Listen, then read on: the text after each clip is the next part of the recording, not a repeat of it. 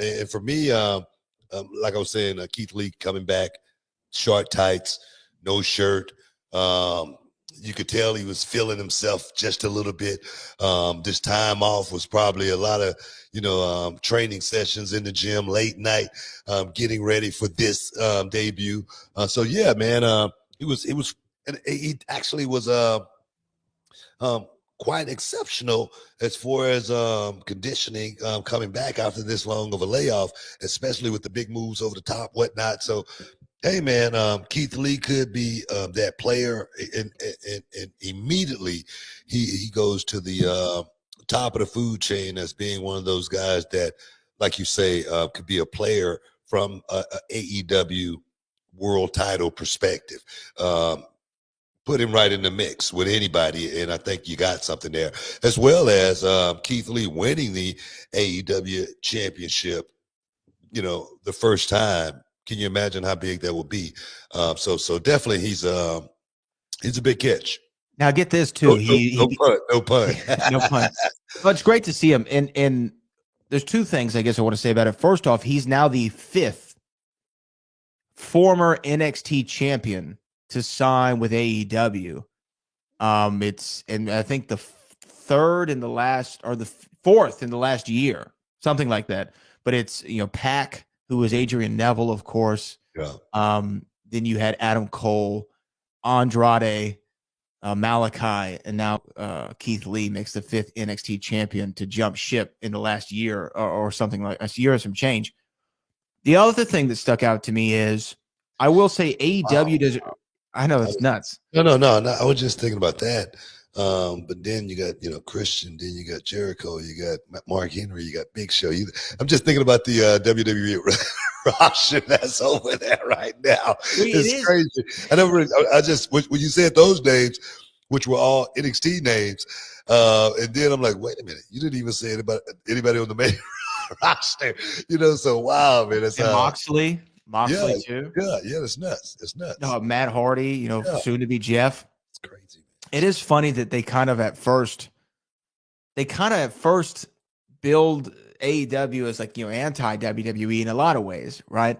And then now I think I saw a tweet. It's like they've got so many WWE roster guys, now established WWE stars, but it's fine. You get talent where you can get it. I'm not hating on it for it.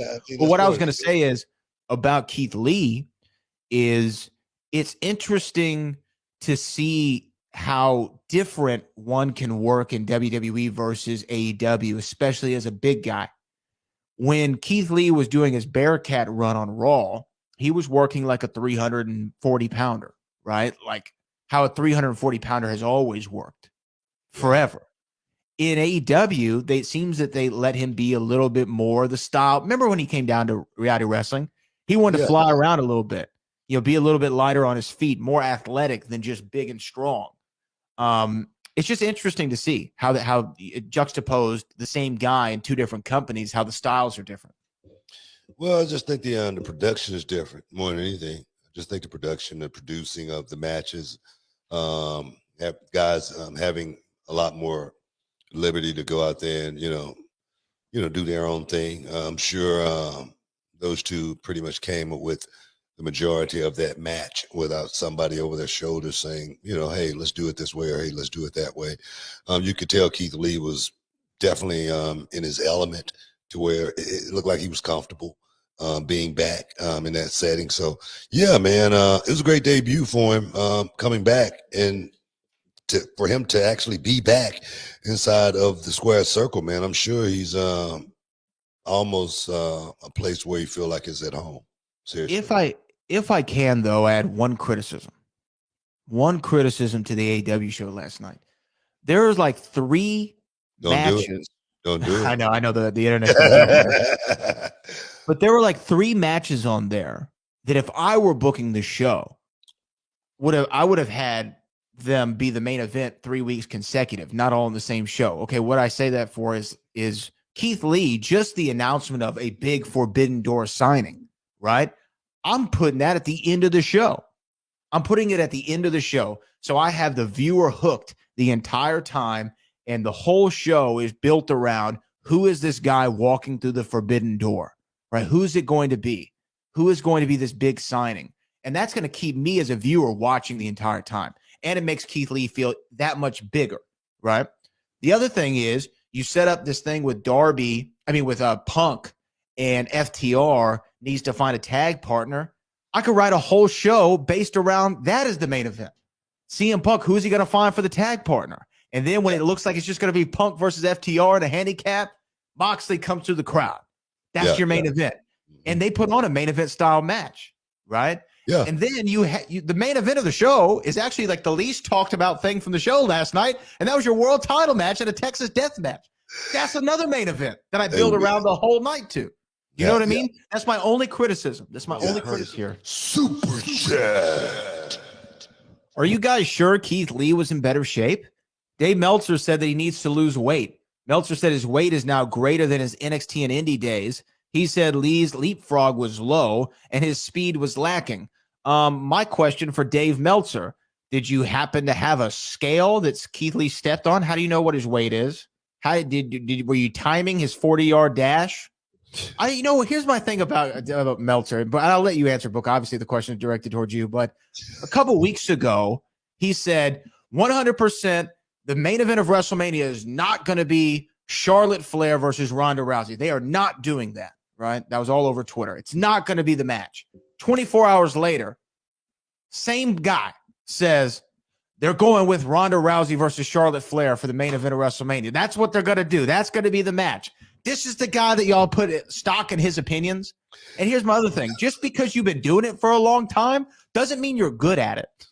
Yeah. Do you know what I mean? People defer to him like he's God.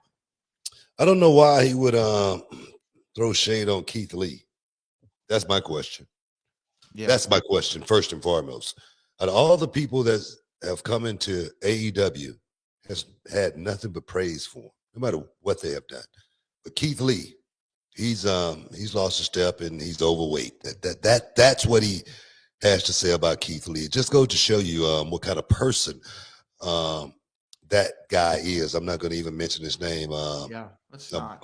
But I must say this. I know Keith Lee. I'm not 100% sure, but I'm pretty close to. I know he went through a bout with COVID.